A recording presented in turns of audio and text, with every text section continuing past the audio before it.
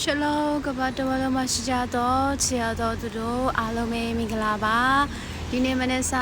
2026မေလ28ရက်နေ့ကနေအားလုံးကိုပြန်လည်ပြီးတော့ကြိုဆိုပါတယ်ဒီနေ့ဖះစကားရှိတာဖြစ်တယ်ဖះကပြောတယ်ထာဝရဖះအမျက်ဆုံးသောထာဝရဖះ၏ရဲ့ခွဲကနေတော့သူတို့ဟာတဲ့လုံခြုံခွင့်ရလိုက်ပဲလို့ပြောတာဖြစ်တယ်အာမင်ဒီနေ့ကျွန်မပုံစံလေးတစ်ခုနဲ့ကျွန်မပြောပြပြီးတော့တက်တွန်းနှိုးဆော်ပေးချင်တာဖြစ်တယ်2026မေလ28ရက်နေ့တွေ့ဖြစ်တယ်အာမင်ဟာလေလုယာအဲ့ဒါက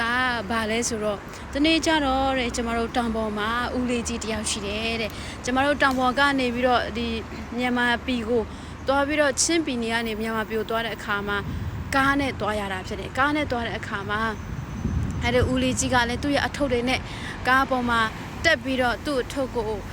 တက်ပြီးတဲ့နောက်ပိုင်းမှာသူ့ရဲ့အထုပ်ကိုသူကလွှဲထားတာကင်ထားတာအဲ့ဒါနဲ့တနေ့ကျတော့သွားပြီးတော့ကျမတို့မြန်မာပြည်ရောက်တဲ့အခါမှာမြန်မာပြည်ကိုဆင်းရတော့မယ်ကားကိတ်ရောက်နေပြီလုံးဝခရီးရောက်ပြီဆိုတော့ဆင်းရတော့မယ်ဆိုတော့ကားခကိုကားဆရာလိုက်တောင်းတာအဲ့နဲ့လိုက်တောင်းတဲ့အခါမှာဒါနဲ့လိုက်တောင်းတဲ့အခါမှာအဲ့တဲ့ဦးလေးကြီးကငါကားတဲ့ဘာဖြစ်လို့အဲ့လောက်ကြီးဈေးကြီးပေးရမှာလဲလို့ပြောတဲ့အခါမှာကားဆရာကဦးလေးကြီးရဲ့အထုပ်ကောဒီအရာအားလုံးပေါ့နော်ဒီထုတ်ထားတဲ့အထုပ်တွေအားလုံးကိုပေါင်းတဲ့ဦးလေးရောပဲအထုပ်တွေရောအကုန်လုံးပေါင်းတဲ့အခါမှာဒီလောက်ကြတာပါလို့ကားဆရာကရှင်းပြပေးတာအဲ့ဒါနဲ့ကားဆရာကရှင်းပြပေးတဲ့အခါမှာဦးလေးကြီးကငါရဲ့အထုပ်တွေဘာလို့ပေးဆရာလို့လဲငါကကားဆစီးကလေးကဆအခုချိန်ထိ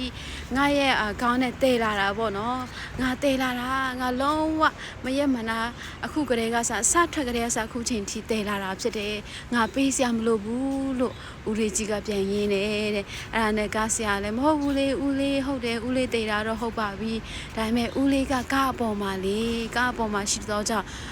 ဦးလေးနဲ့အတူဒီကယ်ရီအကုန်လုံးတည်ဆရာတွေအားလုံးဟာလေကားပေါ်မှာဖြစ်တယ်အဲ့ဒါကြောင့်မလို့ဦးလေးလည်းဒီအထုပ်တွေအတွက်ပေးရမယ်လို့သူပြောတဲ့အခါမှာ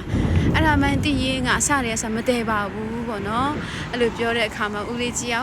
ချင်းတောင်ကနေပြီးတော့မြန်မာပြည်ထိကားအပေါ်မှာသူ့ရဲ့အထုပ်တွေလေးလန်ချွေးတီးနဲ့တည်ပြီးတော့ကယ်ရီခါကိုပေးရတယ်ဆိုတဲ့သတင်းကိုကြားဖို့တာဖြစ်တယ်ဒီနေ့ချစ်သူများအားလုံးကိုတက်တွန်းနှုတ်ဆော်ပေးခြင်းနဲ့အဲ့ဒီအရာကဘာလဲဆိုတော့ကျမတို့ယေရှုခရစ်တော်ကကျမတို့ခန္ဓာကိုယ်စိတ်ဝိညာဉ်အတွက်အသေးခံပေးပြီးဖြစ်တယ်အသေးခံပေးပြီးသွားပြီအမှုပေးပြီးသွားပြီဖြစ်တယ်သားသမီးရဲ့အတွက်လားအိမ်ထောင်ရဲ့အတွက်လားစီးပွားရေးအတွက်လားအနာဂတ်အတွက်လားခရစ်တော်ကအမှုပြီးပြီလို့ပြောတော့ကြောင့်ဆက်လက်ပြီးတော့မထမ်းပါနဲ့ထမ်းတယ်ဆိုရင်ဟာလေလုယာအဲ့ဒီဦးလေးကြီးလိုပဲနှမျောစရာပေးယေရှုခရစ်တော်လက်ဝါးကိုင်ထဲမှာပေးချေခဲ့ပြီးပြီဖြစ်တော့ကြောင့်သားသမီးရဲ့အတွက်မဆိုးရင်ပါနဲ့မိသားစုအတွက်မဆိုးရင်ပါနဲ့ဖခင်အမှုပြီးပြီဖြစ်တယ်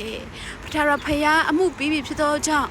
ထိုယေရှုခရစ်တော်ရဲ့ပြီးစီးခြင်းအမှုမှာအဲ့ဒါအောင်မြင်ခြင်းထဲမှာဝင်စားပြီးတော့ခံစားမယ်ဆိုတဲ့ယုံကြည်ခြင်းနဲ့ကျမတို့အသက်ရှင်ရအောင်အဲ့ဒါဦးလေးကြီးလိုပဲကျမတို့ကြည့်တဲ့အခါမှာ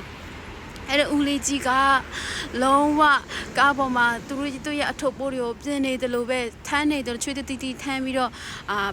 ဒီကားကယ်ရီခါပေးရတယ်လို့ပဲဒီနေ့ယေရှုခရစ်တော်လောဝါကားတိုင်းထဲမှာအရှက်တကွဲအကျိုးနဲ့ဖြစ်ခဲ့တဲ့အရာယေရှုခရစ်ဆင်းရဲခံခြင်းကျမတို့ရဲ့ကြွယ်ဝခြင်းအတွက်ဖြစ်တယ်ယေရှုခရစ်တော်ဒဏ်ချက်တော်အရနဲ့ခံရခြင်းကကျမတို့ရဲ့ကျဲမှဖွင့်ရအတွက်ဖြစ်တယ်ယေရှုခရစ်တော်ရှင်ပြန်ထမြောက်ခြင်းကျမတို့ရဲ့အောင်မြင်ခြင်းကြောင့်ဖြစ်တယ်လို့လောဝါကားတိုင်းထဲမှာအမှုပြီးစီခြင်းရှင်ပြန်ထမြောက်ခြင်းဟာကျမတို့ရဲ့အောင်မြင်ခြင်းလို့ဖခင်ကပြောပြီးသားဖြစ်တော့ကြောင့်ချစ်သူတို့မဆိုးရင်နဲ့ဟာလေလုယာဖခင်သားမူကလောကကိုအောင်တတ်တဲ့လောကကိုအောင်ခြင်းအကြောင်းကငါတို့ရဲ့ယုံကြည်ခြင်းပေသည်ဆိုပြီးတော့ကျမတို့တိရအခန်းကြီးလေးပိုင်းငါထဲမှာတွေ့ရတာဖြစ်တော့ကြောင့်ချစ်သူတို့မဆိုးရင်ပါနဲ့မကြောက်ပါနဲ့ဖခင်သားဖြစ်တော့ကြောင့်အောင်ပြီးသားဖြစ်တယ်အဲ့ဒီဦးလေးလိုပဲကယ်ရီခကိုဒီကားပေါ်မှာတော့ကားပေါ်မှာတင်ဖို့ပစ္စည်းအကုန်လုံးကိုကယ်ရီခကိုပေးချေရတယ်လို့ပဲယေရှုခရစ်တော်ကကျမတို့ဘဝတစ်ခုလုံးအတွက်အကုန်လုံးဆင်းရဲခြင်းထွက်လာကျမ်းမာခြင်းထွက်လာအောင်မြင်ခြင်းထွက်လာပေးချေခဲ့ပြီးပြီဖြစ်တော့ကြောင့်ချစ်သူတို့လုံးဝမစိုးရိမ်မဲနဲ့ယေရှုခရစ်တော်ပေးချေခဲ့ပြီးသားအမှုကိုယုံကြည်စိတ်ချရင်းနဲ့ဝါကြွားရင်းနဲ့ဝန်ခံရင်းနဲ့ထိုအောင်မြင်ခြင်းအလုံးစုံကိုတင်ပိုက်ရယူရအောင်ဆိုတဲ့အရာကိုတက်တွန်းနှုတ်ဆော်ပေးခြင်းတာဖြစ်တယ်ယေရှုတင်ရဲ့အရောက်ဆင်းဖျားရှင်ထူကောင်းကြည်ပေးပါစေအာမင်